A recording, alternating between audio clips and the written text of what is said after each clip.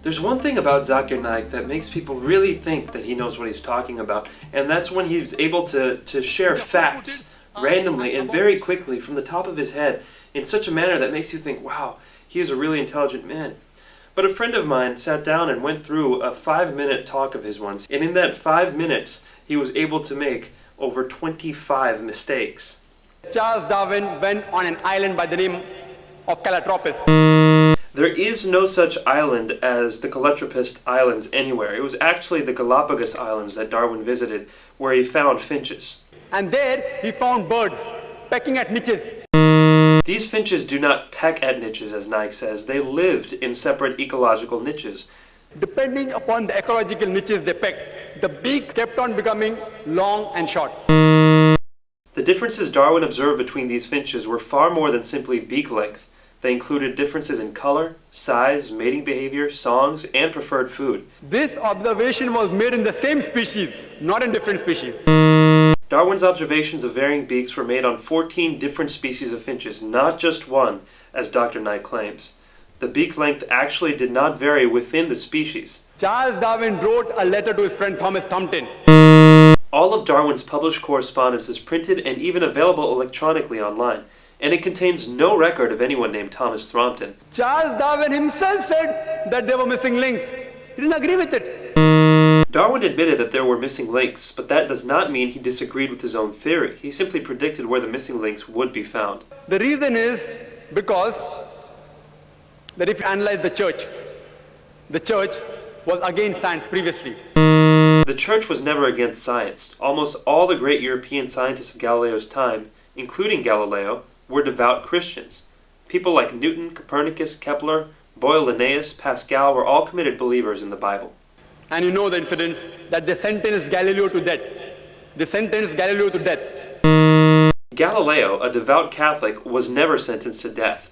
He was sentenced to life imprisonment on June 22, 1633, and then that sentence was commuted to house arrest.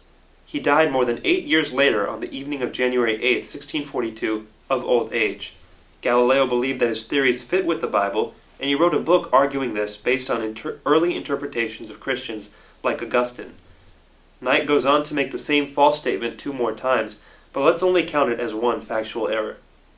So all the scientists, most of them, they support the theory because it went against the Bible, not because it was true. Actually, most scientists did not support Darwin's theory for many years, and most of these same scientists revered the Bible. Basically, this account by Dr. Naik is a total fabrication. All the sages, Lucy, there were 4 hominids.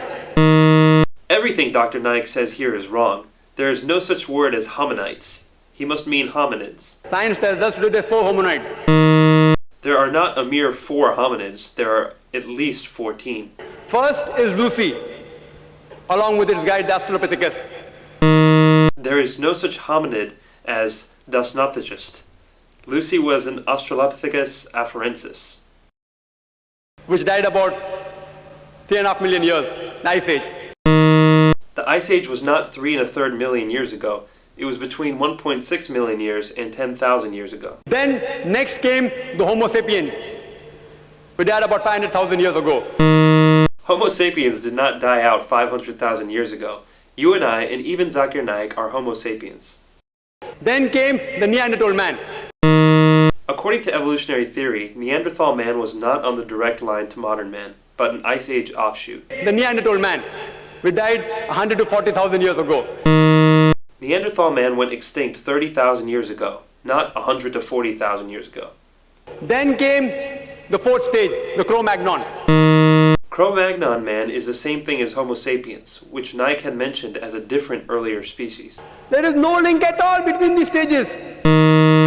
Actually, evolutionary biologists have found many examples of what they claim to be links between these stages. For example, Homo habilis, Homo ergaster, and Homo heidelbergensis. If you know of Sir Albert Georgi, who got the Nobel Prize for inventing the vitamin C.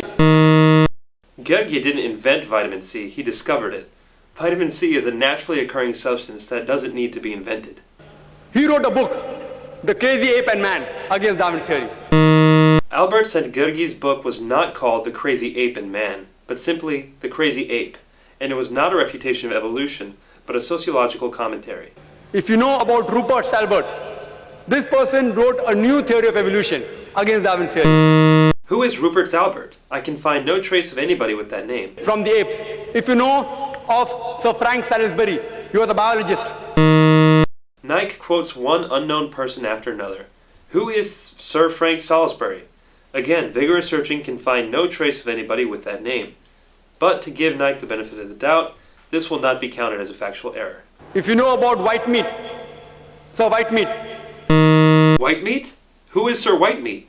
For the fourth time, no trace can be found of anybody with this name. At lower levels, an amoeba, at lower species level, amoeba can change to paramecia. There is no such thing as paramecia.